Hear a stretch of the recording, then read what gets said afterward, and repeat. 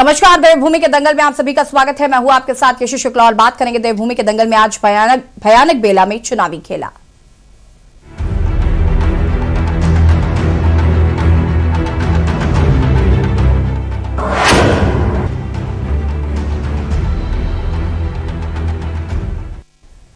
देश भर में एक बार फिर से कोरोना पैर पसारता हुआ नजर आ रहा है। नए वेरिएंट ने चिंता और बढ़ा दी है। कोरोना संक्रमण की पहली और दूसरी लहर की भयानक तस्वीर देखने के बाद लोग एक बार फिर खौफजदा हो गए हैं। कोरोना के नए वेरिएंट ओमिक्रॉन के बढ़ते मामले लगातार बढ़ते जा रहे हैं। वर्तमान में देश के सभी राज्यों में अब तक 721 मामले सामने आ चुके हैं। जहां एक तरफ कोरोना के संक्रमण का खतरा बढ़ता जा रहा है, तो वहीं दूसरी तरफ विधानसभा चुनाव 2022 तैयारियां जोरों शोरों से चल रही हैं। सूबे की भाजपा सरकार हो या विपक्ष की तमाम पार्टियां चुनावी माहौल बनाकर जनता के बीच जा रहे हैं और सत्ता की कुर्सी पर काबिज होने की जद्दोजहद में लगे हैं। एक तरफ तो प्रशासन की तरफ से जनता को सावधानी बरतने की अपील की जा रही है और सख्त निर्देश भी दिए जा रहे हैं। भीड़ जुटाने पर पाबंदियां लगाई जा रही हैं। विवाह समारोह, धार्मिक आयोजनों पर प्रतिबंध लगा दिया गया है। राज्य में नाइट कर्फ्यू के साथ साथ सख्त दिशा निर्देश जारी किए गए हैं। तो वहीं दूसरी ओर कोरोना के साए में चुनावी उत्सव को मनाने के लिए राजनेता विशाल रैलियों का आयोजन कर रहे हैं, जिसमें बढ़ती हुई भीड़ कोरोना की गाइडलाइंस की धज्जियां उड़ाते नजर आ रहे हैं।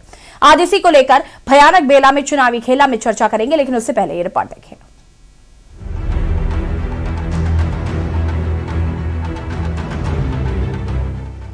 चहकते बोलते शहरों को क्या हुआ नासिर कि दिन को भी मेरे घर में वही उदासी है। ये कोरोना की पहली दूसरी लहर के दौरान कैद हुए लोगों के एहसास थे। कोविड की पहली लहर में देश ने कोरोना पर जीत दर्ज की, लेकिन दूसरी लहर हम पर भारी पड़ गई। दोनों दफा सरकार ने लॉकडाउन लगाकर सख्त निर्देश दिए, सतर्कता बरती, लेकिन इस बार चुनावी साल में राजनेताओं की रैलियों में उमड़ा हुजूम खतरे को दावत दे रहा है। कि नाइट कर्फ्यू 11 बजे से लेकर और 5 बजे तक सुबह तक का कोई औचित्य समझ में नहीं आता है। रात को वैसे भी कड़ाके की ठंड में कौन निकल रहा है? तो सरकार ये खाली लीपापोती, अगर वाकई कोरोना की दिक्कत सरकार को महसूस हो रही है तो सरकार और उस खास करके चुनाव आयोग सभी राजनीतिक पार्टियों के लिए दिशा निर्देश जारी करे कि उन्हें रैली करनी चाहिए या नहीं करनी चाहिए। अगर नहीं करनी चाहिए तो फिर प्रधानमंत्री को भी नहीं करनी चाहिए, और करनी चाहिए तो फिर सबको करनी चाहिए। और अगर रैलियां करनी चाहिए तो रात को कर्फ्यू लगाने का औचित्य क्या है? 11 बजे से 5 बजे तक एक जन सामान्य आदमी, आपके चैनल के माध्यम से मैं पूछना चाहता हूं कि राजनीतिक पार्टियों की रैलियों पर तो कोई आपने बंदिश नहीं डाली, और रात को 11 बजे के बाद आप कर्फ्यू लगा रहे हो। बेमतलब कि हमारे जो भाई बेचारे रात को अपनी ड्यूटियों से आते हैं, उनको लोग परेशान करते हैं, पुलिस जांच करती है, ये करती है, तो उनको परेशानी हो रही है। अगर कोरोना की दिक्कत है तो राजनीतिक पार्टियों को चुनाव आयोग स्पष्ट दिशा निर्देश जारी करे, हम उनके दिशा निर्देशों का पालन करें, बशर्ते वो नियम प्रधानमंत्री पे भी लागू होना चाहिए और हर एक नीचे स्तर के कार्यकर्ता पर भी वो बात लागू होनी चाहिए। भले ही प्रदेश में प्रशासन ने नाइट कर्फ्यू और सख्ती से नियमों को पालन करने की हिदायत दी है, लेकिन फिर भी लोग बाजार, बैंक, यात्री वाहनों में संक्रमण के प्रति बेपरवाह दिख रहे हैं। प्रशासन के निर्देशों का कहीं भी सख्ती से पालन नहीं किया जा रहा, जिससे संक्रमण का खतरा बना हुआ है। मेरी विपक्ष के नेताओं को सलाह है कि वो सही प्रकार से कोरोना की गाइडलाइन का पालन करें। भारतीय जनता पार्टी के पक्ष में जो हुजूम उमड़ रहा है, शायद उससे वो ज्यादा चिंतित लगते हैं। भारतीय जनता पार्टी ने और भारतीय जनता पार्टी के कार्यकर्ताओं ने हमेशा कोरोना की गाइडलाइन का पालन किया है। आम जनता का कहना है कि सारी पाबंदियां आम जनता के लिए ही क्यों है, जबकि राजनेता की रैलियों में उमड़ी भीड़ नियमों की धज्जियां उड़ाती है। देखिए, बिल्कुल अगर ओमिक्रॉन की केसेस बढ़ रहे हैं तो ऐसे में जो भी गाइडलाइन सरकार जारी करती है उसका अनुपालन होना चाहिए। वैसे भी हमने दिल्ली सरकार ने कुछ गाइडलाइन जारी की है जिसका अनुपालन किया जा रहा है, लेकिन राजनीतिक हलकों में आप देखें तो बड़ी बड़ी सभाएं हुई है। भारतीय जनता पार्टी ने भी बड़ी सभा की है, कांग्रेस ने भी बड़ी सभा की है, और कल ही मोदी जी की फिर सभा हल्द्वानी में प्रस्तावित है। तो ऐसे में देखना चाहिए और विशेषज्ञों की जो राय है उसके अनुरूप काम करना चाहिए। आम जनता का कहना है कि क्या जनता की जान से ज्यादा चुनाव कराना जरूरी है? अगर हाँ, तो चुनाव के बीच फैलने वाले कोरोना महामारी की जिम्मेदारी कौन लेगा? नाइट कर्फ्यू लगना चाहिए और ये नेताओं को भी थोड़ा ध्यान रखना चाहिए। अब चुनाव जब वो आते हैं तो वहाँ से कोरोना गायब हो जाता है। जहाँ जहाँ चुनाव होते हैं वहाँ पे आपको कोरोना मिलेगा ही नहीं कोई भी, और इलेक्शन के बाद फिर कोरोना आ जाएगा। तो ये इस तरफ भी थोड़ा सरकार को ना ये देखना चाहिए, पब्लिक की जो जान है वो ज़्यादा कीमती है आपके चुनाव से ज़्यादा, थोड़ा इस तरफ ध्यान रखना चाहिए। और ये नाइट कर्फ्यू तो लगना ही चाहिए, हफ्ते में 1 दिन या 2 दिन का लग जाना चाहिए, जैसे जैसे केस बढ़ेंगे उस हिसाब से सरकार को थोड़ा ध्यान रखना चाहिए, क्योंकि मेरा तो मानना ये है कि भाई जनता की जान जो है ज़्यादा कीमती है। कोरोना के साए में हर साल राजनीतिक दल बेफिक्री से चुनाव की तैयारियां कर रहे हैं। भले ही प्रशासन की तरफ से नियम लागू कर दिए गए हैं, लेकिन क्या नाइट कर्फ्यू लगाने और दिन में विशाल रैलियां कराने से संक्रमण रुक जाएगा? सवाल ये है कि संक्रमण बढ़ा तो आखिर इसका जिम्मेदार कौन होगा? देहरादून से के न्यूज इंडिया के लिए हिना आजमी की रिपोर्ट।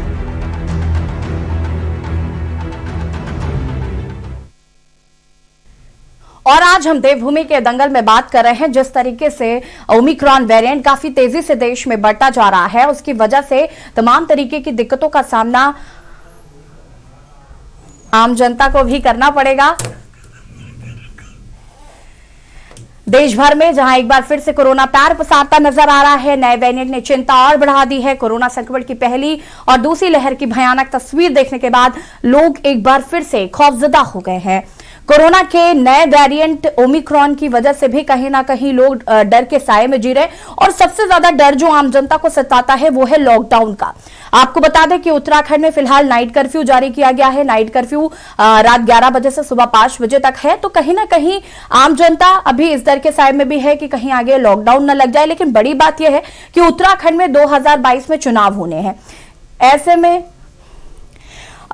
में कहीं ना कहीं बड़ी चिंता की बात यह भी है कि अगर रैलियां होंगी, चुनाव में भारी भीड़ उमड़ेगी, तो कहीं ना कहीं इसकी वजह से जो कोरोना है या ओमिक्रॉन वेरिएंट है वो काफी तेजी से फैलेगा, और इसका खामियाजा कहीं ना कहीं आम जनता को भुगतना पड़ेगा, क्योंकि रैलियों में कहीं भी कोरोना प्रोटोकॉल्स का पालन ठीक तरीके से नहीं हो पाता है। ये तस्वीरें हम लगातार देख चुके हैं, पहली और दूसरी लहर में भी। और आज हम इसी पर चर्चा कर रहे हैं। हमारे साथ लगातार मेहमान भी जुड़े हुए हैं, उनसे आपका परिचय करा देते हैं। सुशील त्यागी जी बीजेपी प्रवक्ता है, हमारे साथ जुड़ चुके हैं। वीरेंद्र सिंह रावत यूकेडी नेता है, हमारे साथ जुड़ चुके हैं। नरेंद्र सिंह सेठी जो कि वरिष्ठ पत्रकार है, हमारे साथ जुड़ चुके हैं। अमरेंद्र बिष्ट जी आम आदमी पार्टी से प्रवक्ता है, हमारे साथ जुड़ चुके हैं। आप सभी का बहुत बहुत स्वागत है। और सबसे पहले सुशील त्यागी जी मैं आपके पास आऊंगी, चूंकि आप सत्ता में हैं और कहीं ना कहीं आपकी जिम्मेदारी बनती है कि जो जनता है उसे कोरोना के साए से दूर रखा जाए। लेकिन जिस तरीके से नाइट कर्फ्यू उत्तराखंड में लगा दिया गया है, आपको क्या लगता है कि नाइट कर्फ्यू लगाने से सारी चीजें ठीक हो जाएंगी? कोरोना पैर नहीं पसारेगा या कोरोना के ज्यादा मरीज नहीं मिलेंगे? देखिए, जो भी भारत सरकार की गाइडलाइन है उसी के अनुरूप उत्तराखंड सरकार लगातार डिसीजन ले रही है जी। जहां तक विषय ये है, बहुत सारी ये चर्चा का विषय रहता है कि साहब नाइट कर्फ्यू लगाने से कोविड आएगा या नहीं आएगा, या इसके लाभ या हानि क्या होगी। आप सबको ही जानकारी होनी चाहिए कि जो भी यहां लोग बैठे हैं, बहुत सारी चीजें ऐसी हैं, जैसे होटल है, या मैं ये नहीं कह रहा कि जब रैली होती है, अभी एक सज्जन यहां बोल रहे थे कि साहब रैलियों में कोरोना भाग जाता है, ऐसा नहीं है। लेकिन एहतियातन जो भी चीजें प्राइमरी स्टेज पे करनी चाहिए और जो भी कोविड की गाइडलाइन है, सरकार उन्हीं मानदंडों को लेकर और कोविड के अनुरूप कार्य करती है। तो जैसा 5 राज्यों में चुनाव है और जो भी गाइडलाइन धीरे धीरे भारत सरकार की हेल्थ मिनिस्ट्री की आती जाती है, उसी के अनुरूप सरकार डिसीजन लेती है। अभी नाइट कर्फ्यू की बात आई तो नाइट कर्फ्यू से जो भी सुविधा, इससे आगे जो भी होगा, अब जैसे रैलियां हो या ना हो, इसका निर्णय इलेक्शन कमीशन लेगा, और जो इलेक्शन कमीशन निर्णय लेगा उसका पालन करना सभी राजनीतिक दलों का कर्तव्य है, और वो भारतीय जनता पार्टी भी उसका करेगी जी। लेकिन सुशील जी, जनता की जिम्मेदारी तो आपकी है ना। अगर कोरोना तेजी से फैलेगा इन रैलियों में जाने से, क्योंकि कोरोना प्रोटोकॉल का पालन नहीं हो पाता, हम सभी जानते हैं कि कोरोना प्रोटोकॉल का पालन रैलियों में करवा पाना बहुत मुश्किल है कि 2 गज की हम दूरी का पालन करवा लें या फिर सभी के चेहरे पर मास्क हो। ये तो आपकी जिम्मेदारी है, या ये भी चुनाव आयोग देखेगा कि किसके चेहरे पर मास्क लगे हैं या किसके चेहरे पर कौन सोशल डिस्टेंसिंग का पालन कर रहा है या नहीं कर रहा है? मैं आपकी बात से पूर्णतः सहमत हूं कि रैलियों में जो भी प्रोटोकॉल है उनका अक्सर से पालन नहीं होता, लेकिन फिर भी हम अपनी रैलियों में जितने भी हैं लोगों को जागरूक भी करते हैं कि भाई मास्क पहनकर आइए। पर फिर भी मैं ये मानता हूं आपके चैनल पर कि निश्चित रूप से रैलियों में उन सभी चीजों का पालन नहीं होता, पर रैली करना या न करना ये चुनाव आयोग का कार्य है और वो जो भी निर्णय देगा हम उसका पालन करेंगे। तो ये बात ठीक है कि उत्तराखंड में हमारी जवाबदारी है और निश्चित रूप से उस जवाबदारी को हम निभा भी रहे हैं। हमारा जो स्वास्थ्य मंत्रालय है वो लगातार जिलों में जो भी वहां के चिकित्सा अधिकारी हैं उनको अलर्ट पर है और उनसे डेली अपनी मॉनिटरिंग भी करता है। तो इसलिए ऐसा है कि जब हमें उत्तराखंड की जिम्मेदारी मिली है तो लोगों की जो उनका जीवन है उसको बचाने का भी प्रयास भारतीय जनता पार्टी की सरकार कर रही है। चलिए ठीक है सुशील जी। दिनेश गौर जी कांग्रेस प्रवक्ता है, हमारे साथ जुड़ चुके हैं। आपका भी बहुत बहुत स्वागत है दिनेश जी। और आपकी क्या प्रतिक्रिया है इसको लेकर, जो कि 11 से 5 नाइट कर्फ्यू लगा दिया गया है, लेकिन रैलियां बंद नहीं हो रही हैं, चाहे वो भाजपा की तरफ से हो, चाहे वो आम आदमी पार्टी की तरफ से हो, चाहे वो कांग्रेस पार्टी की तरफ से हो, रैलियां बंद नहीं हो रही हैं। और अगर रैलियां बंद नहीं होंगी तो कहीं ना कहीं इसका जो खामियाजा है वो आम जनता को ही भुगतना पड़ेगा। देखिए, मैं आपकी बात का जवाब देता हूं जी। ये एक बार फिर से केंद्र सरकार ने फिर से एक बार ये गलती दोहरा दी है जो उन्होंने एक बार पहले दोहराई थी जी। अगर हम जो हमारे हिंदुस्तान के जो एयरपोर्ट्स हैं उन पे अगर हम सतर्कता बरतते तो कोरोना इस कदर हमारे देश में फैलता नहीं, क्योंकि पिछली बार भी हमसे जो गलती हुई थी, ठीक है उस समय जानकारी नहीं थी, इतना इसके बारे में मालूम नहीं था, लेकिन अब तो हम भली भांति वाकिफ है इस चीज से। तो मेरा तो यह मानना है कि ओमिक्रॉन का हिंदुस्तान में आना ये केंद्र सरकार की एक बार से फिर से विफलता हो गई है। अगर आप एयरपोर्ट में जो लोग बाहर से आ रहे हैं उनको 14 दिन का जो आज तमाम देश है, मैं बता रहा हूं आपको, सिंगापुर है, न्यूजीलैंड है, कनाडा है, कई देश है जिन्होंने अभी तक अपने एयरलाइंस को खोला नहीं है, खोला है तो उन्होंने अभी वो सख्ताई बरती है। जो बाहर से लोग आते हैं उन्हें 14 दिन आइसोलेशन में रखना चाहिए था। यहाँ पे फिर गलती कर गए और ओमिक्रॉन ने भारत में प्रवेश कर दिया। चलिए ठीक है, ओमिक्रॉन के बारे में अभी जिस तरह से एक्सपर्ट्स बता रहे हैं कि इसकी अचानक तेज लहर होगी और इसमें जो है और हो सकता है कि कुछ भी हो सकता है, भी सब भविष्य के गर्त में है। तीसरी बात ये हो गई कि वैक्सीनेशन जो हमने दावे किए थे, बड़े बड़े दावे किए थे वैक्सीनेशन के, अभी तक डबल डोज कई लोगों को नहीं लगी है, तो वैक्सीनेशन तेज करना चाहिए सरकार को। डबल डोज जिन लोगों ने डबल डोज अभी तक नहीं लिया है और कई बच्चे जो 18 साल से कम के जो बच्चे हैं जिनका तो वैक्सीनेशन अभी उसकी कोई कहानी नहीं है। तो कुल मिला के ये है कि ये बीमारी तो है ही है, इससे तो पूरा विश्व लड़ रहा है। तो यहाँ पे हम लोग फिर गलती पे गलती दोहरा रहे हैं। रही बात जो ये लोकतांत्रिक व्यवस्थाएं हैं, चुनाव भी होने हैं, रैलियां भी होनी है, लेकिन अगर हम शुरू से एक बार हम झटका खा चुके हैं। आप देख लीजिए पिछली बार बंगाल में, मेरी बात सुनिए, आप केंद्र सरकार को दोषी ठहरा रहे हैं। चलिए मैं मानती हूं कि ये सारी गलतियां केंद्र सरकार की हैं, ठीक है। उत्तराखंड की अगर हम बात कर ले, हम पूरे देश की बात अभी फिलहाल नहीं कर रहे हैं, हम उत्तराखंड की बात कर लेते हैं। उत्तराखंड में अभी प्रदेश अध्यक्ष गणेश कोदियाल जी को सुन रही थी मैं, उन्होंने कहा कि अगर मोदी जी रैली करना बंद कर देंगे तो हम भी बंद कर देंगे। चलिए मोदी जी को चिंता नहीं है, आपको तो चिंता है, आप मत करिए रैली, आप उसका कोई दूसरा विकल्प ढूंढ लीजिए। क्या वर्चुअली रैलियां नहीं हुई है? क्या वर्चुअली लोगों से संवाद नहीं किया गया है? अब वैसा कोई रास्ता अपना लीजिए। आरोप प्रत्यारोप का सिलसिला करने से तो कुछ नहीं होगा ना। नहीं पे आ रहा हूं मैं, मोदी जी रैलियां बंद नहीं करेंगे। मोदी जी, मुझे मालूम है 27 मार्च से और 29 अप्रैल तक बंगाल के चुनाव हुए थे और 19 बार मोदी जी बंगाल में चुनावी रैलियां की थी। 100 से ज्यादा भाजपा के नेताओं ने बड़ी बड़ी विशाल रैलियां की थी। तो मेरा कहने का मतलब ये है कि ये जो जनता का मोह है ये सबसे ज्यादा भारतीय जनता पार्टी के लोगों को है। तो आप ठीक है, निश्चित अभी हल्द्वानी में प्रधानमंत्री जी की रैली होने वाली है। हमें मालूम है कि ओमिक्रॉन का अब धीरे धीरे जिस तेजी से बढ़ रहा है और सरकार, केंद्र सरकार को सब मालूम है, तो आप अपनी रैली स्थगित कर दीजिए। और क्यों नहीं, आप जैसे विदेशों में होता है वर्चुअल रैली होती है लेकिन वो पब्लिक भीड़ इकट्ठी होनी, सब कुछ होना है। दिनेश जी आगे में अभी इस पर विस्तार से चर्चा करते हैं। अमरेश जी आपकी क्या प्रतिक्रिया है इसको लेकर? देखिए, तौर पर कोरोना का जो अपग्रेड वर्जन है वो जिस तरह से समाज में बहुत तेजी से फैल रहा है जी, तो उसको लेकर के आम आदमी की हमसे पूछ रहे हैं। हेलो, अमरीश जी, आपको आवाज आ रही? लगता है अमरीश जी से संपर्क टूट गया है, उन्हें फिर से संपर्क करने की कोशिश करेंगे। नरेंद्र सिंह सेठी जी हमारे वरिष्ठ पत्रकार हमारे साथ जुड़े हुए हैं। नरेंद्र जी, मैं आपसे यहाँ पर जानना चाहती हूँ, समझना भी चाहती हूँ कि ओमिक्रॉन वेरिएंट जिस तरीके से तेजी से फैल रहा है, नाइट कर्फ्यू सरकार द्वारा लगा दिया गया है, लेकिन क्या इतना काफी है कि नाइट कर्फ्यू लगा देने से सारी जिम्मेदारी खत्म हो जाती है? अभी आपने कांग्रेस को भी सुना, आपने यहाँ पर भाजपा को भी सुना, दोनों एक दूसरे पर आरोप लगा रहे हैं, लेकिन कोई ये समझने की कोशिश नहीं कर रहा है कि उनकी गलतियों का खामियाजा कहीं ना कहीं आम जनता को भुगतना पड़ेगा। लेकिन रैलियों में जब भाषण होते हैं तो बात करी जाती है जनता के हित की, लेकिन आप ये नहीं समझ रहे हैं कि ये ओमिक्रॉन वेरिएंट जनता के लिए कितना ज्यादा आगे जाकर ये नुकसानदायक हो सकता है, या कितना ज्यादा हमने दूसरी लहर में देखा कि किस तरीके से लोगों ने अपनों को खोया है। जी यशी जी, बिल्कुल सही कहा आपने। और देखिए, नाइट कर्फ्यू बिल्कुल ऐसी हास्यास्पद सी बात है कि जिसको समझ पाना बहुत ही कठिन है।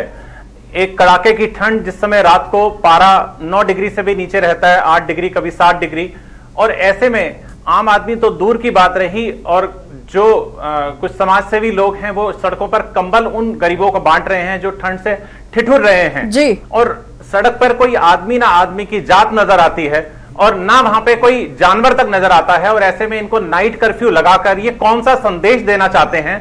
ये बहुत ही अजीबोगरीब बात है, बात गले उतरती नहीं है। ये राजनीतिक दल किसी भी तरीके से इसको परिभाषित करते रहें, ये कुछ भी इसको कहते रहें कि ओमिक्रॉन आ रहा है, एयरपोर्ट्स पे हमें सख्ती बरतनी चाहिए, मास्क लगाने चाहिए, देश में सख्ती बरतनी चाहिए, डबल डोज लगनी चाहिए, इसका क्या मतलब है? एक बार बताइए, इन सब चीजों का क्या औचित्य है? आपके सामने अगर एक रैली में 25,000 लोग इकट्ठे हो रहे हैं, आपको मालूम है आप न्योता दे रहे हैं ओमिक्रॉन को, तो या आप बीमारी को न्योता दे रहे हैं, तो आप उससे खुद तो बच ही सकते हैं। आपको कोई बाहर से, कोई विदेशों से कुछ मिलने की जरूरत नहीं है। जो सोचे आप संक्रमित होने की आपको भय है, कोई किसी तरीके की आशंका है, सबसे पहले तो हमें एहतियात बरतनी पड़ेगी। और जो सत्ताधारी दल होता है यशी जी, उसके सामने एक ही बात होती है, उसके अपने मापदंड, अपने लिए मापदंड उसके अलग होते हैं और विपक्ष के लिए उसके मापदंड अलग होते हैं। इसलिए असहजता की जो स्थिति उत्पन्न होती है, उससे इस तरीके का ऊहापोह का वातावरण होता है, और जिससे विपक्षी दल और अन्य दल और जनता में भी एक नकारात्मक संदेश जाता है कि सत्ताधारी दल के नेता जो हैं उनके लिए जो ओमिक्रॉन है वो बहुत सॉफ्ट है, और जो विपक्ष है, या राहुल गांधी रैली करेंगे या बिल्कुल नरेंद्र जी, सोशल मीडिया पटा पड़ा है ऐसी बातों से। अगर हम सोशल मीडिया खोलकर बैठे हैं तो सिर्फ यही है कि अगर मोदी जी रैली कर रहे हैं तो क्या ओमिक्रॉन कम हो गया है, या सिर्फ ओमिक्रॉन रात में नाइट कर्फ्यू के लिए कि रात में ही क्या वो निकलता है, दिन में रैलियों के वक्त क्या ओमिक्रॉन किसी भी तरीके से किसी को इफेक्ट नहीं करता? इस तरीके से अगर सोशल मीडिया पर उठा के देखेंगे तो पटा पड़ा है। और ये बात राजनीतिक दलों को समझ में क्यों नहीं आती, मुझे ये समझ में नहीं आ रहा है। मुझे लगता है यशी जी, अगर इनको राजनीतिक दलों को और इनके प्रवक्ताओं को एक बार शमशान घाट की और कब्रिस्तान की फहरिस्त पिछले साल की दिखा दी जाए, जिन लोगों ने अपने घर के प्यारे बच्चों को, साथियों को, माता पिताओं को खोया है, तो शायद इनकी आंखें खुल जाएंगी। इनको कुछ शर्म से ये अपना मुंह ढकेंगे जो इतनी बड़ी बड़ी बातें कर रहे हैं कि हमें ये एहतियात बरतनी चाहिए, वो एहतियात बरतनी चाहिए। आप पूछिए जाके, आप पूरे देश के शमशान घाट पे या आप कब्रिस्तानों में जाके आंकड़े लीजिए, आपको पता चल जाएगा कि हमने कितने लोगों को खोया है। ये फिजूल की बातों करने से कोई औचित्य नहीं है। हमें या तो रखना है तो पूरी तरीके से एक समान मापदंड रखने पड़ेंगे, अन्यथा दोहरे मापदंड से पूरे देश के अंदर इस तरीके का वातावरण होगा जो असहजता का वातावरण होगा। और नरेंद्र जी, मुझे यह भी लगता है कि यहां पर सभी राजनीतिक दलों को एकजुटता के साथ, देश के साथ खड़े होने की जरूरत है, ना कि आरोप प्रत्यारोप। अभी मैं गणेश गोदिया जी को सुन रही थी, उन्होंने कहा कि मोदी जी रैली करना बंद कर देंगे तो हम बंद कर देंगे। अरे अगर आपको जनता की इतनी चिंता है, अगर आपको उत्तराखंड वासियों की इतनी चिंता है, तो आप मत करिए रैली। कौन कह रहा है आपको रैली करने का? लेकिन आपको वोट बैंक लेना है, आपको भी अपना चुनाव जीतना है, आपको भी 2022 का चुनाव नजर आ रहा है, तो फिर आप जनता के हितैषी कैसे हुए? असल में यशी जी, ये उत्तराखंड इस तरीके की एक रणभूमि बन चुकी है, जैसे आम भोजन करने के बाद WWF या कोई एंटरटेनमेंट चैनल देखता है, इस तरीके से उत्तराखंड के चैनल्स को इस तरीके से बाकी प्रदेशों के लोग देखते हैं कि वहां राजनीतिक दलों में किस तरीके का दंगल हो रहा है। जरा एक बार देख लें। कोई विकास की बात, कोई पर्यटन की बात, कोई धार्मिक पर्यटन की बात, या कोई जनता के मुद्दों से जुड़े जन सरोकारों के कोई मुद्दे कोई उठाने को तैयार ही नहीं है। आप देख लीजिए, आप पूरे के पूरे, चाहे वो शीर्ष के नेता हो, पूर्व मुख्यमंत्री हो, वर्तमान के मुख्यमंत्री हो, कोई भी हो, आपको सब सामने नजर आ जाएगा। जी बिल्कुल नरेंद्र जी। अमरेंद्र जी, मैं आपके पास आऊंगी, आप अपनी बात को पूरा कर सकते हैं, उसके बाद दिनेश जी मैं आपके पास आऊंगी। अमरेंद्र जी, आपके आवाज नहीं आ पा रही है हम तक। जी मैं ये कहना चाह रहा था कि ये जो चाहे केंद्र की सरकार है, चाहे विभिन्न राज्यों में राज्य की सरकारें हैं, उनको चूंकि अब कोरोना से लड़ने का एक अनुभव सरकारों के पास हो गया है, उनको मालूम है कि किस तरह की कमियां हैं और हमको किस तरह से लड़ना है। तो इसमें लापरवाह होने की बजाय इसमें चुनावी रैलियों में अपनी ताकत को झोंकने की बजाय सरकारों की ताकत इस तरफ लगनी चाहिए कि किस तरह हम जनता को उन खतरों से उबार सकते हैं। तो अभी से ये राजनीतिक रैलियां बंद करके, ये राजनीतिक उपक्रम छोड़ करके, क्योंकि जनता यदि कुशल रहेगी तो राजनीति भी होती रहेगी और रैलियां भी होती रहेगी। तो सबसे पहले इस बात पर सरकार का फोकस होना चाहिए कि राजनीतिक रैलियों को रोक करके कड़ी गाइडलाइन हो, जिसके अंतर्गत जो है जनता को भी लापरवाह रहने से रोका जा सके, और कोरोना का जो रोकथाम है इसको प्राथमिकता पर रखना चाहिए, बल्कि न कि किसी भी राजनीतिक दल को रैलियां करने से बचना चाहिए। और खासकर जो दल सरकारों में है उनकी जिम्मेदारी और जवाबदेही जनता को लेकर के ज्यादा रहती है। तो हमारा यही कहना है कि अभी से ही इसको, चूंकि अब सरकारों को अनुभव हो चुका है, तो अपने अनुभव के आधार पर अभी से राजनीतिक रैलियां स्थगित कर देनी चाहिए, सारे कार्यक्रम स्थगित करके जनता को किस तरह से बचाया जा सकता है उस पर सरकारों का ध्यान लग जाना। ठीक है अमृत जी। दिनेश जी आपके पास आऊंगे, लेकिन उससे पहले दर्शकों को बता देते हैं कि चुनावी शंखनाद तो हो चुका है, लेकिन कहीं ना कहीं संक्रमण का आगाज भी है। ये रात में कर्फ्यू लगा है, लेकिन दिन में विशाल रैलियां हो रही हैं। जनता के लिए पाबंदी लगा दी गई है, लेकिन नेताओं को छूट दी जा रही है। चुनावी शोर साफ नजर आ रहा है, लेकिन अगर उसके इतर बात हम करें तो कोरोना के लगातार बढ़ते संक्रमित मरीज भी हमें नजर आ रहे हैं। हम आज इस पर चर्चा कर रहे हैं, हम इस पर बात कर रहे हैं, लेकिन कहीं ना कहीं यह समझने की जरूरत है कि कितना जरूरी है इस वक्त जनता को कोरोना संक्रमण से बचाना, क्योंकि जनता को सिर्फ कोरोना संक्रमण से ही नहीं लड़ना है। अगर लॉकडाउन लगता है तो उसके बाद आर्थिक स्थिति से भी उन्हें लड़ना पड़ता है। हमारे साथ दिनेश जी भी जुड़े हुए हैं। दिनेश जी, अपनी बात को पूरा कर सकते हैं आप। जी, जो मेरे मित्र भी इससे पहले कह रहे थे, आरोप प्रतिरोध की बात कर रहे थे जी, मेरा कहने का मतलब ये नहीं था कि भाई आप पूरे देश को बंद करने से बेटर है कि आपके जो एयरपोर्ट्स हैं आप उस पर सख्ती बरतें जी। और अगर कोई ओमिक्रॉन का कोई पेशेंट हिंदुस्तान में आ रहा है तो वहां पे उसकी 14 दिन का आइसोलेशन आज भी कई देशों में चल रहा है। जो उनको आइसोलेट करते तो उनकी वहां पे शिनाख्त हो जाती और पूरे देश में ये ओमिक्रॉन फैलने से बचेगा। ये आरोप मैं इस सरकार पे लगाना चाह रहा था। रही बात दूसरी मोदी जी की बात, मोदी जी हमारे प्रधानमंत्री हैं, इस देश के प्रधानमंत्री हैं, और जनता ने उनको प्रधानमंत्री के पद पे सुशोभित किया था और उनकी ज्यादा जिम्मेदारी है। उन्हें तो स्वयं अपनी आगे की जो रैलियां हैं, चुनावी रैलियां हैं, उनको स्वयं जो है एक अच्छा उदाहरण पेश करना चाहिए। और उन्हें चुनाव में इतनी भीड़ जो हम लोग इकट्ठी कर रहे हैं, वास्तव में हमारे राहुल गांधी जी की जो रैली हुई थी तब तक ओमिक्रॉन का हिंदुस्तान में एक शंका थी कि ओमिक्रॉन हिंदुस्तान में आ चुका है। लेकिन अब जब ये चीजें क्लियर हो गई हैं कि ओमिक्रॉन तेजी से फैलने लगा है, तो अब कम से कम सरकार को, ये सरकार की नैतिक जिम्मेदारी है। कांग्रेस की रैलियां बंद करने से कुछ नहीं होगा। कांग्रेस अगर माना रैली बंद भी कर देती है, हमने बंगाल में बहुत कम रैलियां की, क्या हुआ उससे? भाजपा ने तो पूरी ताकत झोंकी। तो मेरा तो अनुरोध है केंद्र सरकार से कि कम से कम, मैं ये नहीं कह रही हूँ कि कांग्रेस रैली ना करे, मैं कह रही हूँ कि इनिशिएटिव तो लेना चाहिए, बात करनी चाहिए। हालांकि चर्चा हम इस पर आगे करेंगे, आप सभी हमारे साथ बने रहिए। और आज हम बात कर रहे हैं जिस तरीके से तमाम तरीके के कर्फ्यू लगा दिए गए हैं, जनता पर पाबंदी लगा दी गई है, लेकिन रैलियों पर पाबंदी कब लगेगी? क्योंकि ओमिक्रॉन वेरिएंट काफी तेजी से फैल रहा है। चर्चा इसी पर वक्त हो गया एक छोटे से ब्रेक का, जल्द हाजिर होते हैं।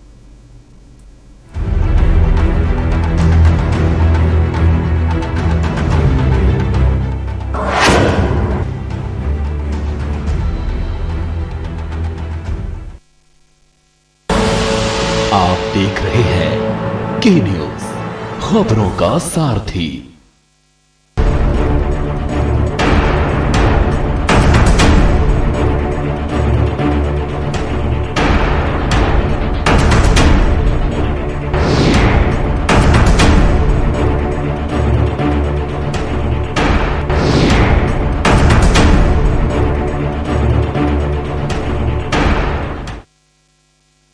नमस्कार। कोरोना का एक नया वायरस आया है, ओमिक्रॉन। ये बहुत तेजी से फैलता है। आपका बेटा, आपका भाई होने के नाते मुझे आपकी सेहत और आपकी ज़िंदगी की बहुत फिक्र है। हाथ जोड़ के आपसे विनती है, घर से कम बाहर निकलें। हमेशा मास्क पहन के रखें। मास्क बहुत बहुत ज़रूरी है और मास्क को सही तरीके से लगाएं। सोशल डिस्टेंसिंग का पालन ज़रूर करें और बार बार साबुन से हाथ धोते रहें। अभी तक जिन्होंने कोरोना वैक्सीन नहीं ली वो कोरोना वैक्सीन भी जरूर ले लें। हम 2 करोड़ दिल्ली वासियों ने जैसे पहले कोरोना का मुकाबला किया था, वैसे इस बार हम सब मिलके ओमिक्रॉन को भी हराएंगे। आपकी सलामती के लिए जो भी ज़रूरी कदम है हम उठाएंगे। हमें अगर कुछ रेस्ट्रिक्शंस लगाने पड़े तो प्लीज़ उनका पालन ज़रूर करना। वो केवल आपकी सेहत और सलामती के लिए हैं। हमेशा की तरह इस बार भी मुझे आपका साथ चाहिए। हर दिल्लीवासी अगर नियमों का पालन करेगा तो इस बार भी कोरोना जरूर हारेगा। जय हिंद।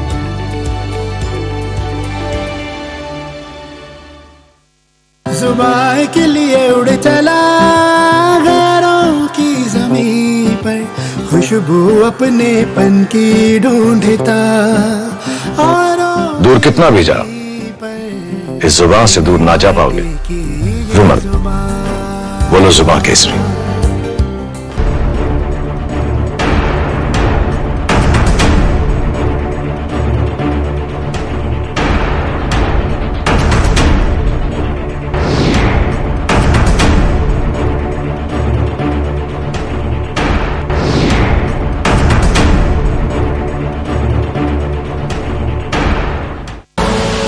आप देख रहे हैं की न्यूज, खबरों का सारथी।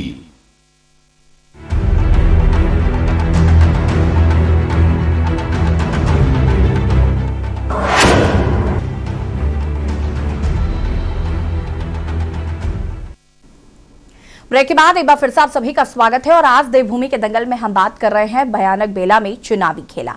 देश भर में एक बार फिर से कोरोना पैर पसारता नजर आ रहा है। नए वेरिएंट की चिंताएं और बढ़ा दी हैं। कोरोना संक्रमण की पहली और दूसरी लहर की भयानक तस्वीर देखने के बाद लोग एक बार फिर से खौफजदा हो गए हैं। कोरोना के नए वेरिएंट ओमिक्रॉन के मामले लगातार बढ़ते जा रहे हैं। वर्तमान में देश के सभी राज्यों में अब तक 721 मामले सामने आ चुके हैं। जहां एक तरफ कोरोना के संक्रमण का खतरा बढ़ता जा रहा है तो वहीं दूसरी तरफ विधानसभा चुनाव 2022 तैयारियां जोरों पर चल रही हैं और लगातार हमें रैलियां देखने को मिल रही हैं। लाखों लोग इन रैलियों में पहुंचते हैं। कोरोना प्रोटोकॉल्स की जमकर धज्जियां उड़ाई जाती हैं। तो कहीं ना कहीं अब इन रैलियों पर पाबंदी लगाने की सख्त जरूरत है या फिर कहीं ना कहीं आप वर्चुअली रैली कर सकते हैं, लोगों से वर्चुअली संवाद कर सकते हैं, लेकिन कहीं ना कहीं अब भीड़ जुटाने पर रोक लगानी पड़ेगी। क्योंकि एक तरफ आप जनता पर तो प्रतिबंध लगा रहे हैं लेकिन इन रैलियों पर प्रतिबंध क्यों नहीं। चर्चा इसी पर लगातार हमारे साथ मेहमान भी जुड़े हुए हैं और सीधे सुशील जी का रुख कर लेते हैं, चूंकि भाजपा प्रवक्ता है, सत्ता में है, और उनसे जानते हैं कि कोरोना से निपटने के लिए क्या कुछ तैयारियां की गई हैं उत्तराखंड में। सुशील जी, नाइट कर्फ्यू के अलावा क्या कुछ तैयारियां हैं जो उत्तराखंड में की गई हैं? स्वास्थ्य मंत्रालय के द्वारा जी उत्तराखंड में जैसी परिस्थिति है जी, उसके बावजूद भी उत्तराखंड देश का पहला राज्य था जिन्होंने भारत सरकार के लक्ष्य से 3 माह पूर्व अपने सभी उत्तराखंड के भाई और बहनों को पहली जो डोज थी उसको पूरा किया जी। उत्तराखंड ऐसा दूसरा राज्य है जहां सेकंड डोज 70 और 60% 60 और 70% के करीब हम दूसरी डोज लोगों को दे चुके हैं। अभी 3 जनवरी से, अभी आपने देखा होगा भारत सरकार के यशस्वी प्रधानमंत्री जी ने 15 से और 18 वर्ष के आयु के बच्चों के लिए वैक्सीनेशन सोमवार से प्रारंभ हो रहा है। इतना ही नहीं, फ्रंट लाइन वर्कर जो खतरे सामने आ रहे हैं ओमिक्रॉन के, फ्रंटलाइन वर्कर और सीनियर सिटीजन के लिए भी जो एहतियातन प्रिकॉशन डोज है उसको भी उपलब्धता जल्दी ही सरकार कराएगी। और देखिए, ये एक ऐसा संक्रमण है, इसको सरकार एहतियात कर सकती है, लेकिन इसको व्यक्ति स्वयं के बचाव से भी रोक सकता है। मैं एक बात से सभी लोगों की सहमत हूं कि जो रैलियों में भीड़ जुटती है वो बंद हो या न हो, ये काम सरकार का नहीं है। अगर आज ही भारत सरकार का इलेक्शन कमीशन, चुनाव आयोग ये घोषणा करे कि सभी राजनीतिक दल वर्चुअल मीटिंग के माध्यम से अपनी योजना या जो भी लोगों से संवाद है उसको कायम करेंगे, तो मैं आपके चैनल से आज सभी से यह निवेदन करना चाहता हूं कि भारतीय जनता पार्टी वो पहला दल होगा। हमारा तो पिछले 2 वर्षों से अपने सभी ग्रास रूट के कार्यकर्ताओं से वर्चुअल संवाद जारी है, हमें 1 मिनट भी नहीं लगेगी। रही बात स्वास्थ्य की तैयारियों की, हमारे जितने भी अस्पताल हैं जिला स्तर पर, उनसे लगातार स्वास्थ्य मंत्रालय। सुशील जी, अब जरा मुझे इस बात का जवाब दीजिए कि जो बाजार हैं, जो मार्केट है, वहां पर तो आपने पाबंदियां लगा दी हैं, वहां पर सख्ती है कि मास्क नहीं तो सामान नहीं, और जगह जगह हम देखते भी हैं कि इस तरीके के होर्डिंग्स लगे होते हैं कि अगर मास्क नहीं है तो आपको सामान नहीं मिलेगा, और सोशल डिस्टेंसिंग का पालन करना बहुत जरूरी है। मोदी जी आ रहे हैं, हल्द्वानी में उनका दौरा है, विपक्ष सवाल उठा रहा है कि भाई रैलियां हैं, आप मुझे बताएंगे कितने लोग वहां पर मौजूद होने वाले हैं, कितने लोग संभावित आ सकते हैं मोदी जी को सुनने के लिए?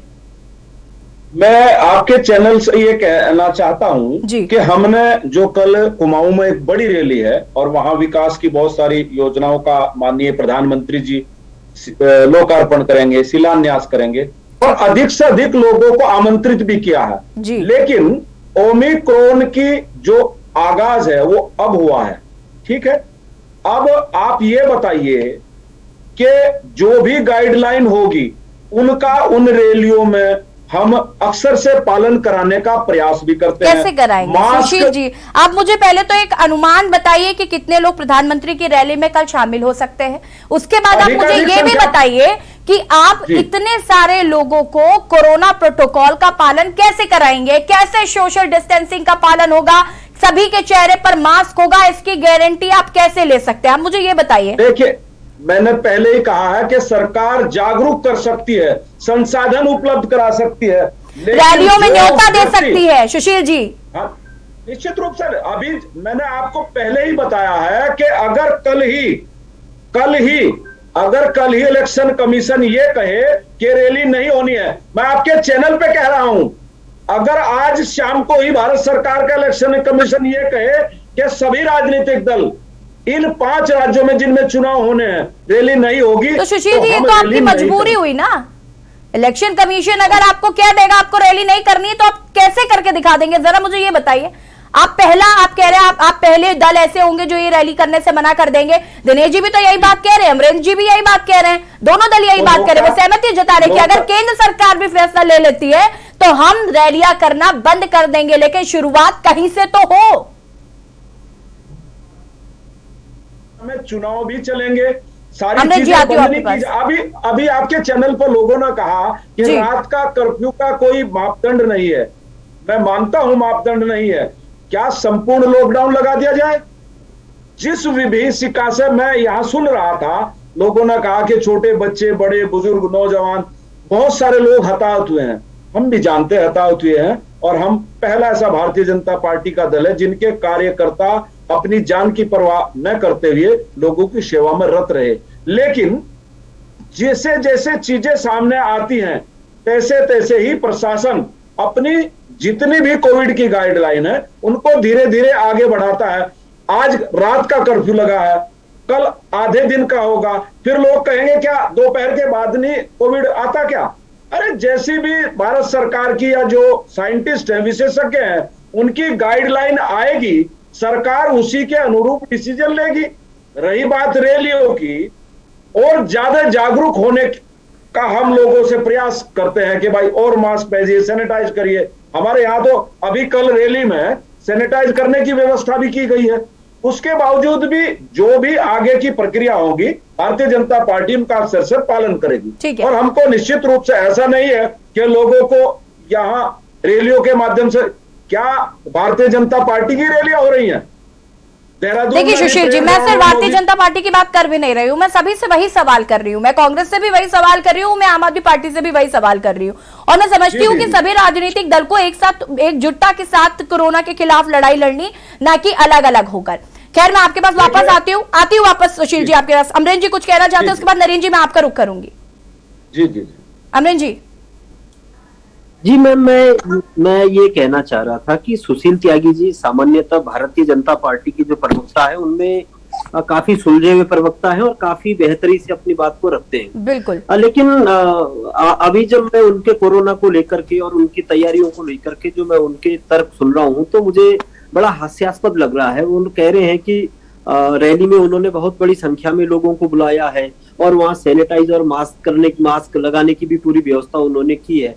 मैं ये कहना चाह रहा हूं कि जब इतना खतरा उनको लग रहा है कि जब खतरा है तो बुलाने की जरूरत क्या है, वहां इतनी बड़ी रैली करने की जरूरत क्या है। निश्चित तौर पर राजनाथ सिंह जी ने भी कल एक रैली की, उन्होंने कुछ शिलान्यास किए उत्तराखंड की कुछ योजनाओं की, तो उन्होंने वर्चुअली उस काम को किया। तो यदि मोदी जी को भी कुछ इस तरीके के काम करने हैं तो उनको वर्चुअली शिलान्यास कर देना चाहिए। भाई पहले आप वो उस रैली में जिन्होंने आना है वो आपके कार्यकर्ता हैं, उन कार्यकर्ताओं की चिंता करिए, उनको इकट्ठा मत होने दीजिए और उनको घर से ही उनको संबोधित कर दीजिए। आजकल हम और आप लोग भी बैठ करके यहाँ से जिस तरह से मीटिंग्स कर रहे हैं, आपस में बातचीत कर रहे हैं, तो उसी तरह से वो रैली को संबोधित कर सकते हैं। दूसरी बात, उन्होंने कहा कि निर्वाचन आयोग तय करेगा। देखिए मैम, निर्वाचन आयोग को चिंता नहीं होगी जनता की चिंता को लेकर के जो पहली जिम्मेदारी है वो केंद्र सरकार की है और केंद्र सरकार को ही इस पर निर्णय लेना चाहिए। नहीं, आजकल तो न्यायपालिका को है, क्योंकि कार्यपालिका तो अपना काम ढंग से कर ही नहीं रही ना।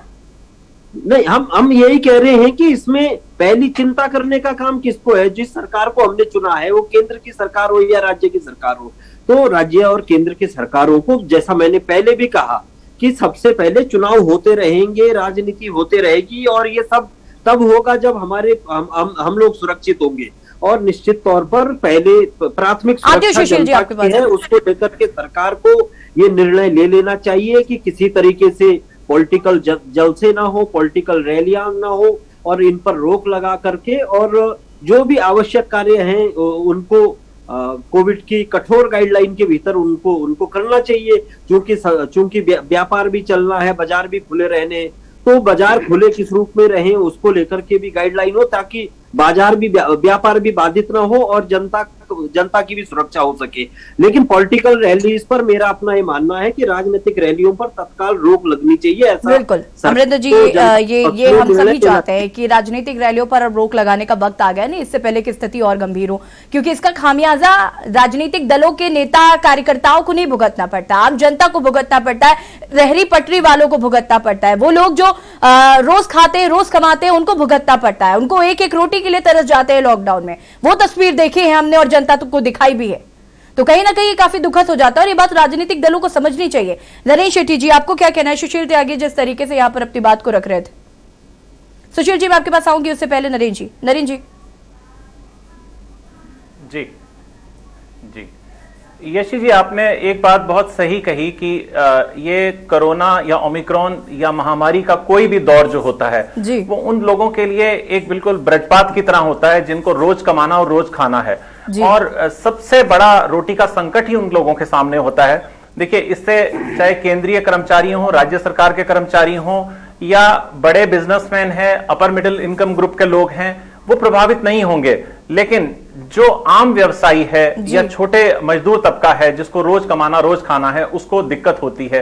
तो ऐसी स्थिति को उत्पन्न करने से अगर हमारे पास बचाव का तरीका है तो हमें उस रास्ते को अपनाना चाहिए। पहले हमें जरूरत ही क्या है इतनी बड़ी रैलियां करने के लिए? अब आप ये देखिए कि जो सत्ता दल होता है उसका ये एक नैतिक दायित्व है उसका, वो तय करना कि उसको क्या एसओपी जारी करनी है, और जो एसओपी जारी होती है वो इस तरीके की होनी चाहिए कि वो सबके लिए एक समान हो, एक जैसी हो। ये नहीं कि वो आम आदमी पार्टी के लिए भिन्न हो और कांग्रेस के लिए भिन्न हो और भारतीय जनता पार्टी के लिए अपनी सहूलियत के हिसाब से हो। अब देश में 30 राज्य हैं, केंद्र शासित प्रदेश हैं और यहां पे आम चुनाव होते हैं, विधानसभाओं के चुनाव होते हैं, ग्राम प्रधानों के चुनाव हैं, नगर निकायों के चुनाव हैं। तो यानी कि चुनाव का सिलसिला तो चलता ही रहता है। अब इसके लिए अगर कोई एक समान रूप से कोई गाइडलाइन ना तय की गई तो ये इस तरीके का एक पूरा का पूरा व्यवस्था बन जाएगी जिसमें कि आप देखिए ये पूरे लॉकडाउन के साथ में ये तो बात है ही है कि आम दिहाड़ी मजदूर का व्यक्ति प्रभावित होता है, लेकिन शिक्षा जगत को कितना बड़ा नुकसान हुआ है। आप ये देखिए कि जो अब ये पढ़ने वाले छात्र हैं ऑनलाइन के द्वारा वो शिक्षा आप नहीं दे सकते छात्रों को जो एक इंटरेक्शन टीचर और स्टूडेंट का आमने सामने होता है। हम उस एक बहुत बड़े रोल से अपने को वंचित कर देंगे अगर हम इन गाइडलाइंस का हमने पालन ना किया तो। और हमारे साथ है, अब आप ये देखिए जैसे अभी आपने मंच दिखाया जो राजनीतिक मंच का पीछे बैकड्रॉप में चल रहा था जिसपे सारे नेता बैठे हैं, एक ने भी उसमें वो मास्क नहीं लगाया हुआ। तो इससे ही अंदाजा लगा लीजिए कि जो बखान कर रहे हैं, जो दूसरों को प्रवचन कर रहे हैं, वो खुद ही मास्क नहीं लगा रहे हैं तो दूसरों को क्या करेंगे। पहले तो गाइडलाइन उनसे पूछिए, उनको दंडित कीजिए, इनका चालान काटिए और अगर गिरफ्तार करने का प्रावधान है तो इन सबको गिरफ्तार करके इनको जेल भेजिए। पहले सबसे पहले इनको बैठने का अधिकार क्या है। और इस तरीके की बात कहना कि जो मतलब अपने लिए सुखदाई हो और दूसरे के लिए दुखदाई हो, तो ये लोकतंत्र की परिभाषा नहीं है। माफ कीजिएगा, अगर लोकतंत्र है तो लोकतंत्र में हम वर्चुअल रैली या वर्चुअल हम कन्वेंसिंग के समर्थक हैं, लेकिन वर्चुअल रैली हो तो पूरे जनमानस के लिए, पूरे आवाम के लिए, पूरे देशवासियों के लिए, हर नागरिक के लिए एक समान हो। यह नहीं कि वो एक वर्ग विशेष के लिए वर्चुअल रैली हो और आम जनता के लिए वो वर्चुअल रैली ना हो। जी जी बिल्कुल। सुशील जी कुछ कहना चाहते हैं। सुशील जी, इसके बाद दिनेश जी मैं आपके पास आऊंगी। मेरा ये कहना है, अभी बिष्ट जी जैसा कह रहे थे ये मैं भी मानता हूं और ये चिंता का विषय भी है। देखिए, कोरोना किसी को बताकर नहीं आता, इसके लिए सरकार के संसाधन है, उनकी गाइडलाइन है, उसी के आधार पर चलना होता है। पर बिष्ट जी, अगर भारत सरकार आज ही ये एसओपी जारी कर दे कि रैलियां बंद होंगी, तो आप सबसे पहले दल होंगे जो कहेंगे कि साहब हम तो उस स्टेट में आने वाले थे, वहां तो सरकार ने ये कर दिया। अभी आपने देखा होगा पंजाब में एक ब्लास्ट हुआ और आपके जिम्मेदार मुख्यमंत्री ने इतना गैर जिम्मेदाराना बयान दिया कि ये तो एक साजिश है। अभी उसका खुलासा होने वाला है। वो इंटरनेशनल ISI का कोई व्यक्ति है जो पंजाब को दहलाना चाहता है। दुबई से गिरफ्तार हुआ है सुशील जी। आप केवल आरोप लगाकर और भाग जाना, क्या हम नहीं जानते? अभी यहाँ आदरणीय सेठी जी कुछ कह रहे थे, मैं विनम्रता से सेठी जी कहना चाहता हूं, भारतीय जनता पार्टी ये कदापि नहीं चाहती कि हम गैर राजनीतिक लोगों के लिए दूसरे मापदंड के लिए आग्रह करें और हम उनका उल्लंघन करें। हम जो भी अक्सर से गाइडलाइन है उनका पालन करते हैं और उसके लिए कार्यकर्ता हो या सामान्य लोगों को आग्रह भी करते हैं। उत्तराखंड का स्वास्थ्य मंत्रालय जितनी मुस्तैदी के साथ कोविड की गाइडलाइन का अक्सर से पालन करा रहा है और यहाँ की जनता भी उसको सपोर्ट कर रही है, तभी तो हमने लक्ष्य से 3 माह पहले पहली डोज की। आप सभी को फख्र होना सुशील जी, आप स्वास्थ्य की बात कर रहे हैं, उसको लेकर मैं आपको जवाब दूंगी, लेकिन उससे पहले मैं दिनेश जी की प्रतिक्रिया ले लेती हूँ। दिनेश जी अपनी बात को पूरा कर सकते हो, उसके बाद सुशील जी मैं आपके पास आऊंगी। देखिए, मैं तो आज आपको बहुत बड़ा धन्यवाद दूंगा के न्यूज को जी। आज आपने बहुत ज्वलंत मुद्दा उठाया है जी। मैं कई चैनल्स पे डिबेट पे जाता हूं, लेकिन मैं कई दिन से सोच रहा था कि ओमिक्रॉन जिस तरह से फैल रहा है और मीडिया को इस मामले को उठाना चाहिए, और आज आपने वो उठा दिया। आपको बहुत बहुत धन्यवाद, आपके चैनल को बहुत बहुत धन्यवाद। और मैं प्रधानमंत्री जी से भी निवेदन करूंगा, हमारे प्रधानमंत्री हैं भारत सरकार के जी, वो एक अच्छा उदाहरण पेश कर सकते हैं। यदि वो अपनी चुनावी रैली को रोक दें तो इससे अन्य दलों को भी एक वो मिलेगा, प्रेरणा और प्रोत्साहन मिलेगा, रैली को रोक सकते हैं। अच्छा, तीसरी बात मैं और बोलना चाहूंगा आपसे, आज विदेशों में इतनी टेक्नोलॉजी आ गई है और हम लोग, हमारे यहाँ नेटवर्क की बहुत बड़ी समस्या है।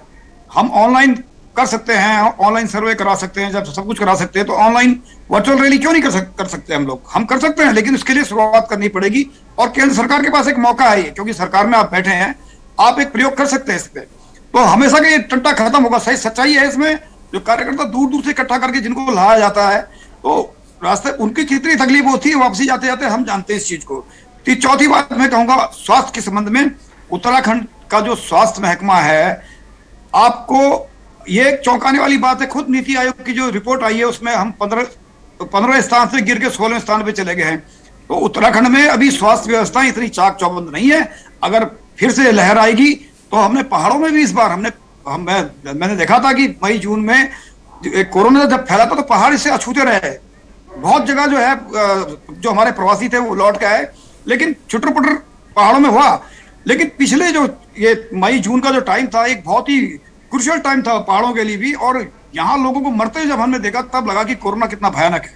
तो वास्तव में मैं तो ये कहना चाहूंगा, सुशील त्यागी जी से भी अनुरोध करूंगा कि वो भी अपनी पार्टी से अनुरोध करें, अपना एक सुझाव दें कि कम से कम ये जो रैलीज जो है जिसमें हम भीड़ इकट्ठी कर रहे हैं, कम से कम जब तक ओमिक्रॉन पे हम बिल्कुल दिनेश जी, जब हम मन की बात वर्चुअली सुन सकते हैं तो हम मोदी जी का संबोधन वर्चुअली क्यों नहीं सुन सकते?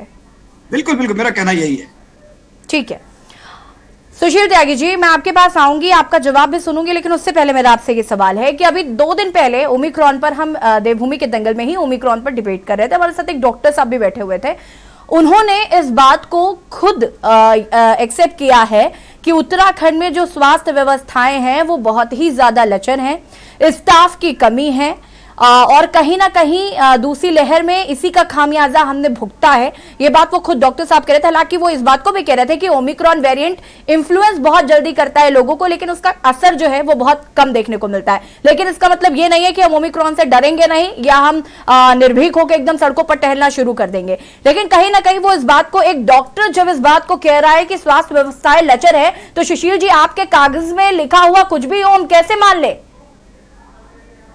देखिए, ये बात सही है कि 2017 में जो आदरणीय शुक्ला जी यहाँ हैं जो बैठे हैं, वो लोग जो छोड़ कर गए थे उसका खामियाजा हमने भुगता और हमने दुरुस्त किया है। दूसरी कोविड के बाद हमने उत्तराखंड के हर जिले में यहाँ ऑक्सीजन की उपलब्धता कराई, संसाधन उपलब्ध कराए, CHC सेंटर को अपडेट किया। ये बात ठीक है कि इन विषम परिस्थितियों में भी सरकार ने जितनी मजबूती के साथ काम किया, हमारे डॉक्टर इंटीरियर में, आप सब लोग जानते हैं कैसी परिस्थितियों में जब लोगों को भ्रमित किया गया कि वैक्सीन नहीं लगवानी है, और जो जिम्मेदार लोग हैं यहाँ, सभी सम्मानित जिम्मेदार प्रवक्ता बैठे हैं, आप सभी लोगों ने कहा ये तो मोदी की वैक्सीन है, इसमें तो सुअर की चर्बी है, इसमें तो गाय की चर्बी है।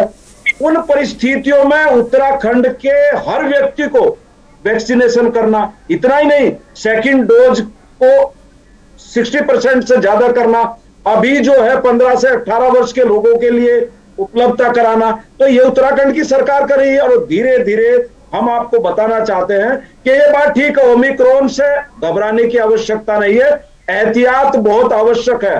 और उन सभी एहतियात जो भी गाइडलाइन है, वो भारत सरकार की हो या वैश्विक स्तर पर जो भी विशेषज्ञ हैं, उन्होंने जो भी अनुरोध किया है, वो दवाई के रूप में हो, संसाधन बढ़ाने के रूप में है, अस्पतालों का अपग्रेडेशन के रूप में हो, या जो भी चीजें हैं, उन सबको उत्तराखंड सरकार मजबूती के साथ बढ़ा रही है और कर भी रहे हैं। स्थिति रही होंगी, लेकिन मैं आपके के न्यूज के चैनल के माध्यम से कहता हूं कि इस समय उत्तराखंड का स्वास्थ्य मंत्रालय हर परिस्थिति से निपटने के लिए बखूबी तैयार है।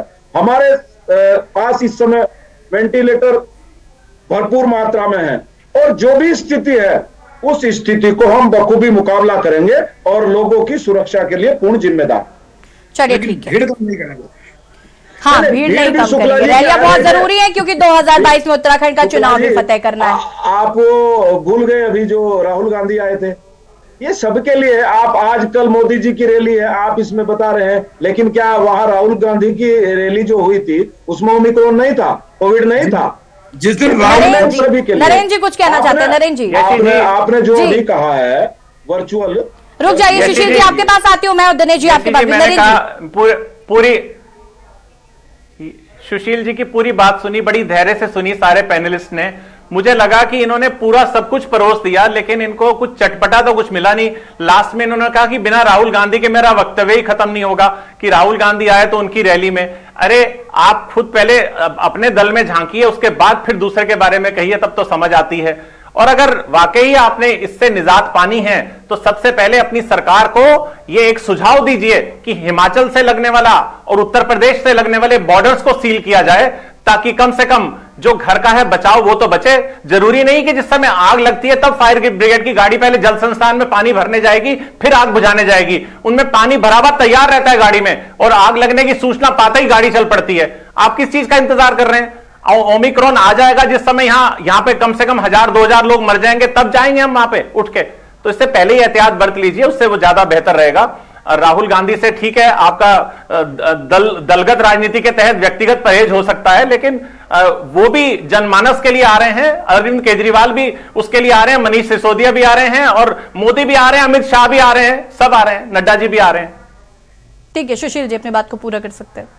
ये सेठी जी ने जो बात कही है वास्तव में वो गंभीर विषय है, लेकिन सेठी जी उत्तराखंड की सरकार ने हर बॉर्डर पे डबल डोज का जिसके पास सर्टिफिकेट है उसको एंट्री दी है। नहीं अरे है, सुशील जी ये बात का तो सर्टिफिकेट मैं आपको देती हूँ, रुके। अभी 2 दिन पहले जैसे कि मैंने आपको बताया कि हमारी डिबेट में डॉक्टर साहब बैठे हुए थे और उन्होंने बताया कि स्वास्थ्य व्यवस्था कैसे लचर है, वैसे ही हमारे साथ एक कांग्रेस प्रवक्ता जुड़ रहे थे और जो ट्रेवल कर रहे थे, और उन्होंने ट्रैवलिंग के दौरान ये दिखाया कि किस तरीके से बॉर्डर्स पर कोई चेकिंग नहीं की गई, किसी तरीके का कोई सर्टिफिकेट नहीं मांगा गया। ये है बॉर्डर्स की व्यवस्था। अभी 2 दिन पूर्व में किसी चैनल पे था यशी जी, मैं अपना आधार कार्ड नंबर देता हूं यशी जी, मेरे को सिर्फ 1 डोज लगी है, अभी मुझे सिर्फ 1 डोज लगी है यशी जी, और मैं 4 बार उत्तर प्रदेश के बॉर्डर में जाकर वापस आ चुका हूं। मुझसे किसी ने नहीं पूछा कि तुमने वैक्सीनेशन क्यों नहीं लगाई। लेकिन सेठी जी आपने लेट लगवाई होगी वैक्सीनेशन की, नहीं कोई भी कारण रहे होंगे, अदरवाइज सेकंड डोज मैंने जो लोग हैं मैं बता रहा हूं, मैं आपकी व्यवस्था कितनी चाक चौबंद है, आपकी व्यवस्था वो बता रहा हूं। आप अपनी जो व्यवस्थाओं की, सरकार की मशीनरी की जो पैरवी कर रहे हैं सुशील जी, मैं उसके ऊपर बता रहा हूं। मैंने वैक्सीनेशन कभी नहीं लगाई, मैंने अभी नहीं लगाई, मैंने सिर्फ 1 डोज लगाई और मैं आराम से आ जा रहा हूं। देखिए सुशील जी, तंज कसने की बात नहीं है, और हम यहाँ पर सरकार की, सुन लीजिए सुशील जी, हम यहाँ पर सरकार की खामियां इसलिए गिना रहे हैं ताकि हमने जो दूसरी लहर में देखा है वो हमें अब ना देखना पड़े, हमें वो फेस ना करना पड़े। और कहीं ना कहीं सरकार को जिम्मेदारी लेते हुए ये जो बॉर्डर्स हैं उन्हें सबसे पहले सील कराने की जरूरत है, या फिर चेकिंग करवाने की जरूरत है, क्योंकि कुंभ में हमने देखा कि कैसे लोग नकली सर्टिफिकेट लेकर घूम रहे थे। कितने नकली सर्टिफिकेट पाए गए कोरोना के। आरटीपीसीआर टेस्ट रिपोर्ट जो है वो नेगेटिव आई, वो भी झूठी रिपोर्ट्स आई हैं। तो कहीं ना कहीं इस पर ध्यान देने की जरूरत है ताकि जो गलतियां हमने पिछली बार की हैं उनको इस बार ना दोहराया जाए। बस मैं इतना चाहती हूँ कि कम से कम इतना तो आपकी सरकार कर ही सकती ना, आप रैलियों पर रोक मत लगाइए, लेकिन इतना तो कर दीजिए। ठीक बात है आपकी, सकारात्मक सुझाव कमियां नहीं होते, वह हमारा मार्ग प्रशस्त करते हैं, और जनसेवा में जो भी अच्छे सुझाव होते हैं हम उनको अंगीकार भी करते हैं। सेठी जी ने जो सुझाव दिए हैं हम पहले से ही अलर्ट हैं, और आज भी जो चीजें आई हैं उसको निश्चित रूप से हम सरकार से विमर्श करके और आगे अच्छी चीजें करेंगे। ठीक है, दिनेश जी कुछ कहना चाहते हैं? दिनेश जी मेरा भी निवेदन रहेगा सुशील जी से कि आप लोग सरकार में हैं, उत्तराखंड में भी हैं और केंद्र में, तो एक अच्छा सुझाव है कि वास्तव में जो है हम लोगों को जो है वर्चुअल जो टेक्नोलॉजी है इसका इस्तेमाल करना चाहिए, और एक अच्छा उदाहरण प्रधानमंत्री जी को पेश करना चाहिए। अगर वो शुरुआत करेंगे तो जनता तो हमेशा उनकी बात मानती आई है, तो जनता क्या एक सेकंड शुक्ला जी, आप अपने राष्ट्रीय नेतृत्व को कहिए कल ही जो है सुशील जी, वो दिनेश गौड़ जी को नहीं गौड़ साहब मैं ये कह रहा हूं, आप राष्ट्रीय नेतृत्व से कहिए कल ही भारत सरकार के इलेक्शन कमीशन को एक चिट्ठी लिखते हैं कि सभी राजनीतिक दल वर्चुअल रैली करें। आप शुरुआत कर दीजिए। यहाँ अमरेंद्र जी भी है, मैं आपसे भी निवेदन करना चाहता हूँ। आप क्यों नहीं कर रहे सुशील जी?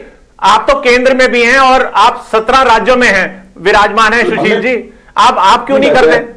आप उल्टा सुझाव दे रहे हैं कि पहले केमिस्ट से जाके पूछ के आइए कि बीमारी कौन सी है, फिर वो डॉक्टर बताएगा और वो लिखेगा तब मैं दवाई दूंगा। भारत सरकार का स्वास्थ्य सचिव और इलेक्शन कमीशन की 2 बार मीटिंग हुई और जितनी भी एहतियातन गाइडलाइन है उन पर चर्चा हो रही है। ऐसा नहीं है, ये बात ठीक है, जिम्मेदारी के साथ जो चीजें हैं उनको करनी चाहिए। अभी सरकार ने निर्णय लिया कि रात का कर्फ्यू लगाइए, उस पर प्रश्न चिन्ह। जैसे जैसे चीजें बढ़ती हैं उसी के अनुसार सरकार को लोगों की स्वास्थ्य की भी चिंता है, उनकी आजीविका की भी चिंता है। देखिए, और ऐसा नहीं है आप संसाधन शिशिर जी, किसी को नाइट कर्फ्यू से दिक्कत नहीं है, यहाँ पर दिक्कत है कि नाइट कर्फ्यू भी लगाया और दिन में आप जमकर रैलियां कर रहे हैं, लोगों को इस बात से दिक्कत है और ये बात आपको समझनी होगी। फिलहाल वक्त की कमी है, चर्चा में शामिल होने के लिए आपका सभी का बहुत बहुत शुक्रिया। और आज हम बात कर रहे हैं भयानक बेला में चुनावी खेला, जिस तरीके से लगातार ओमिक्रॉन वेरिएंट तेजी से अपने पैर पसार रहा है और कहीं ना कहीं कोरोना वायरस भी तेजी से फैल रहा है और सरकारों को अब ध्यान देने की जरूरत है कि रैलियों से ज्यादा हमें जनता की चिंता करनी चाहिए। और इसी बीच लखनऊ से बड़ी खबर आ रही है। लखनऊ से बड़ी खबर आपको बता देते हैं, यूपी की नौकरशाही में बड़ा फेरबदल। दुर्गा शंकर मिश्रा यूपी के नए मुख्य सचिव बनेंगे। 1984 बैच के आईएएस हैं दुर्गा शंकर मिश्रा।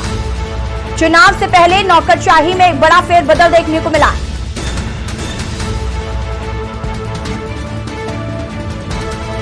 यूपी के नए चीफ सेक्रेटरी होंगे दुर्गा शंकर मिश्रा जी। 1984 बैच के आईएएस है दुर्गा शंकर मिश्रा।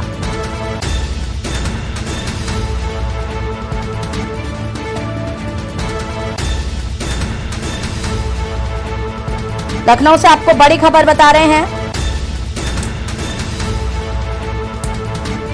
दुर्गा शंकर मिश्रा यूपी के नए मुख्य सचिव बनेंगे। 31 दिसंबर को रिटायर होने वाले थे दुर्गा शंकर मिश्रा। यूपी की नौकरशाही में बड़ा फेरबदल, दुर्गा शंकर मिश्रा होंगे नए मुख्य सचिव। 1984 बैच के आईएएस अफसर है दुर्गा शंकर मिश्रा। एक्सक्लूसिव खबर हम आपको बता रहे हैं, दुर्गा शंकर मिश्रा होंगे नए मुख्य सचिव। यूपी के नए चीफ सेक्रेटरी होंगे दुर्गा शंकर मिश्रा। यूपी की नौकरशाही में हुआ बड़ा फेरबदल, दुर्गा शंकर मिश्रा यूपी के नए मुख्य सचिव। दुर्गा शंकर मिश्रा को सेवा विस्तार भी मिलेगा।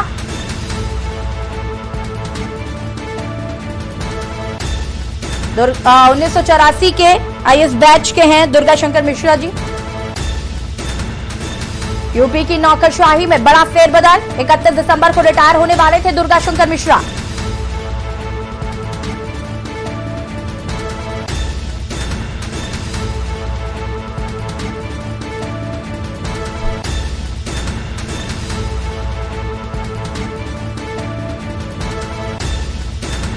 कल पदभार संभालेंगे दुर्गा शंकर मिश्रा।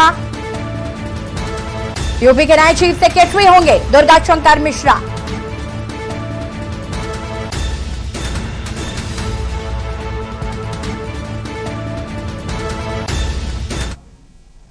और देवभूमि के दंगल में फिलहाल इतना ही। देखते रहिए के न्यूज़ इंडिया। नमस्कार।